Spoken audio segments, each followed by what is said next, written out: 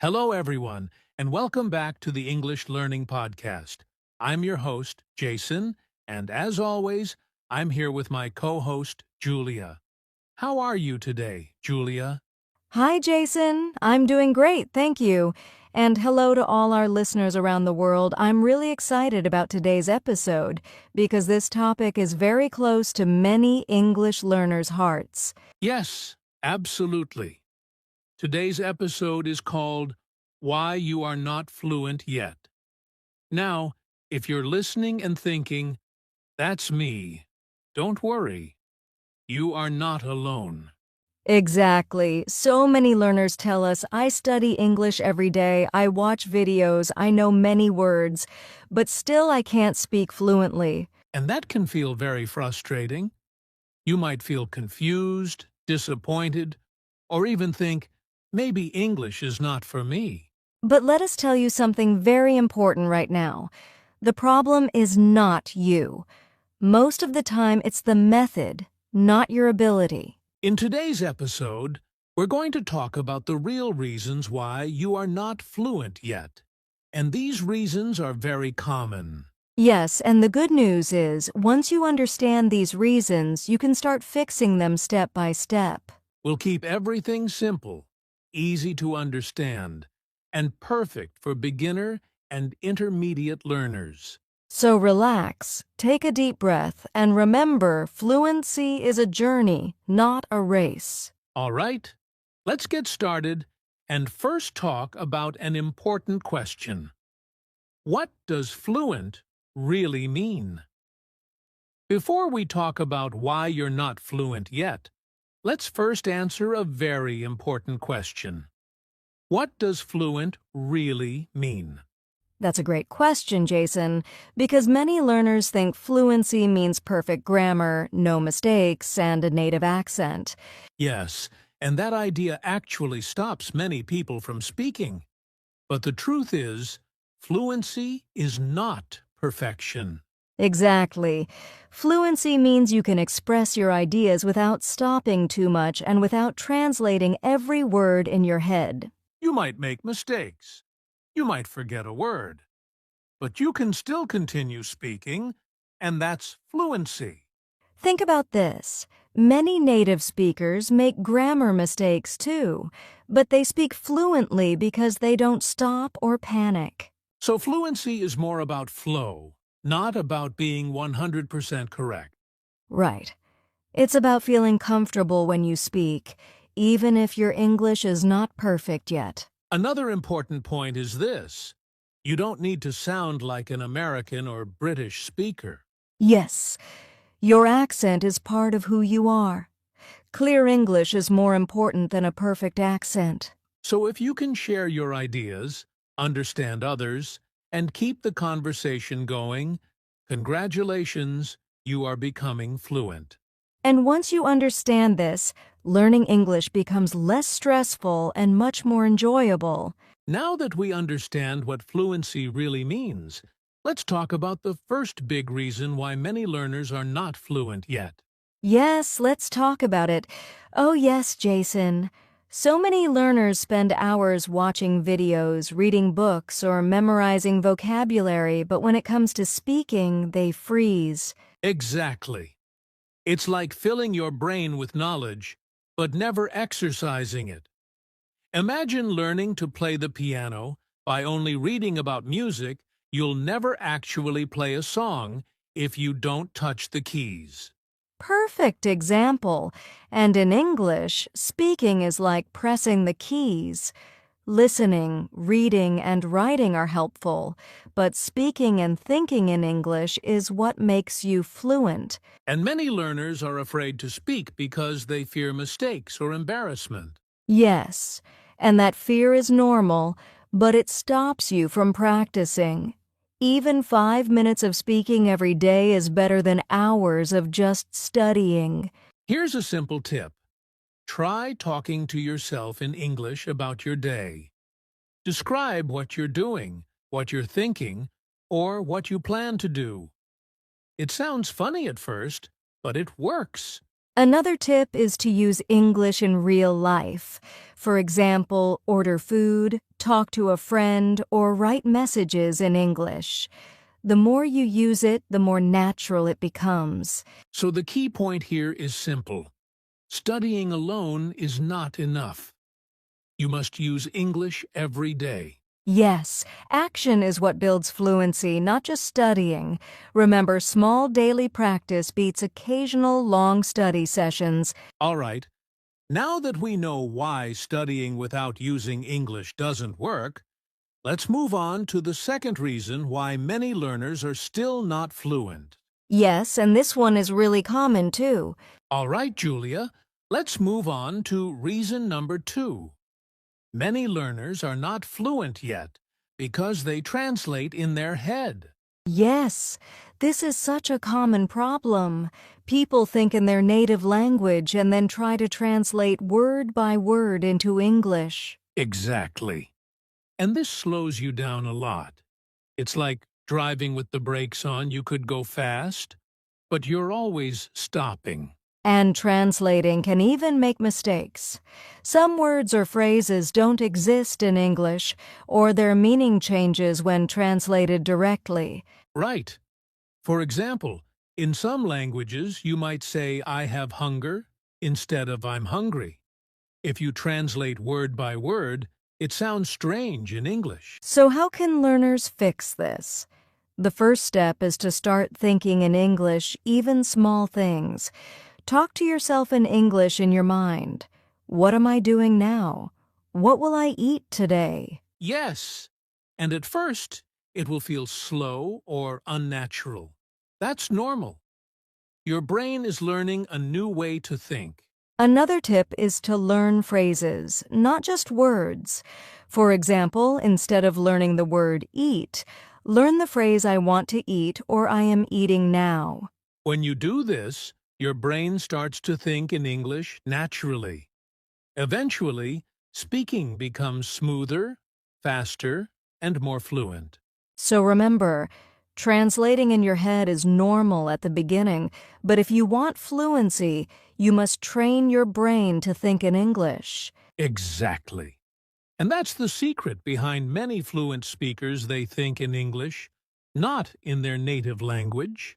All right, now that we understand the translation problem, let's talk about another reason that stops learners from speaking fluently. Yes, and this one is really about fear. All right, Julia, let's talk about reason number 3. Something almost every learner struggles with. You are afraid of making mistakes. Oh yes, Jason, this is huge. Many learners stop speaking because they worry. What if I say something wrong? What if people laugh at me? And that fear is completely normal. But here's the problem. Fluency only comes from practice, and practice always includes mistakes. Exactly. Think about it, even native speakers make mistakes sometimes. But they keep speaking because they know mistakes don't stop communication. Yes, and here's the mindset shift. Mistakes are actually your learning points. Every mistake teaches you something new. And here's a tip for learners. Start small. Speak a few sentences every day, even if imperfect. Don't focus on being perfect.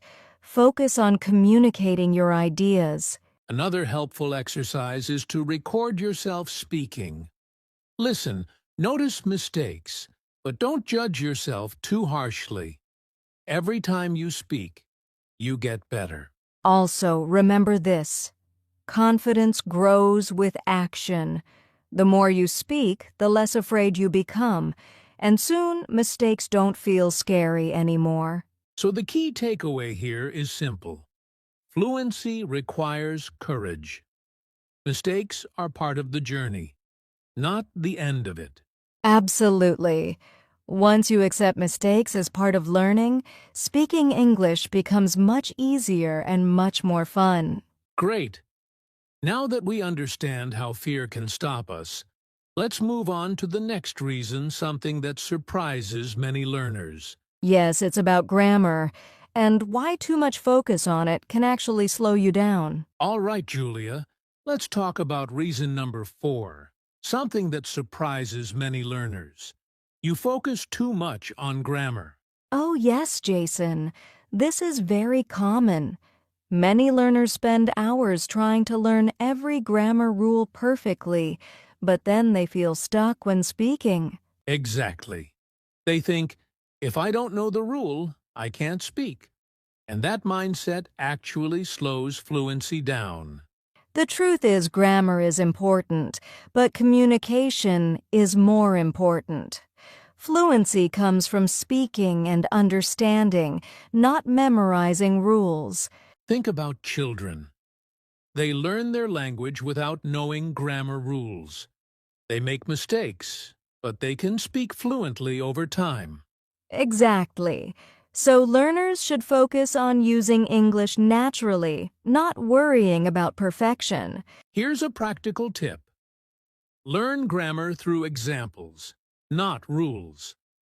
For instance, instead of memorizing I have eaten versus I ate, practice by saying sentences you would actually use in real life. Another tip: don't interrupt yourself when speaking to fix grammar.